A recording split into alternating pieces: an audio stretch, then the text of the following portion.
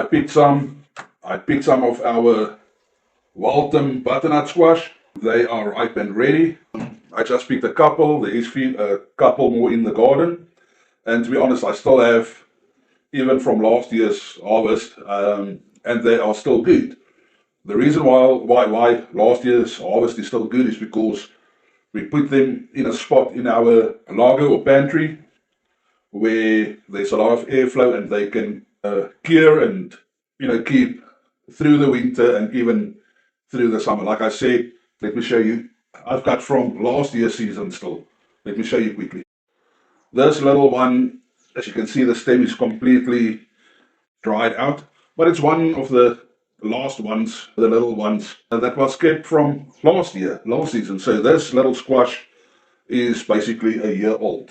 And these are the ones that I picked today. As you can see, the stem is still green and wet, so this will also cure and hopefully keep a year. I know I picked quite a bit of the green tomatoes, the sauce tomatoes, but they are still green. The reason for that is that the moment that they turn yellowish, the birds start eating them.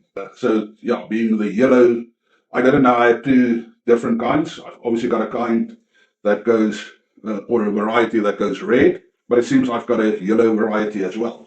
And the moment they go yellow, the birds start eating them. We waited for them to turn red, which obviously they don't.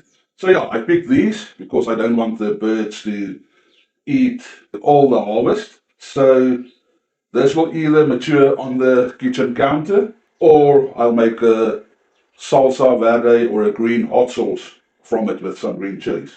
I've got a lot of cayenne peppers and chilies coming in as well, and also other chilies. I'll be making quite a bit of hot sauce for us. What I didn't show you is the eggplant and all of that stuff that's also starting to bear fruit.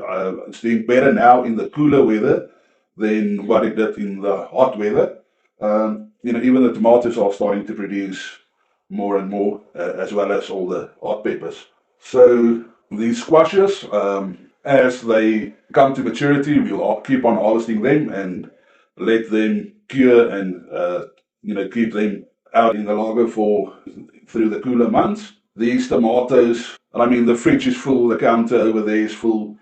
Some of these we'll eat fresh, obviously, like our salad tomatoes and sliced tomatoes. But I'll also use a lot of sliced tomatoes in the sauces as well. We'll freeze some to make sauces later or to can later.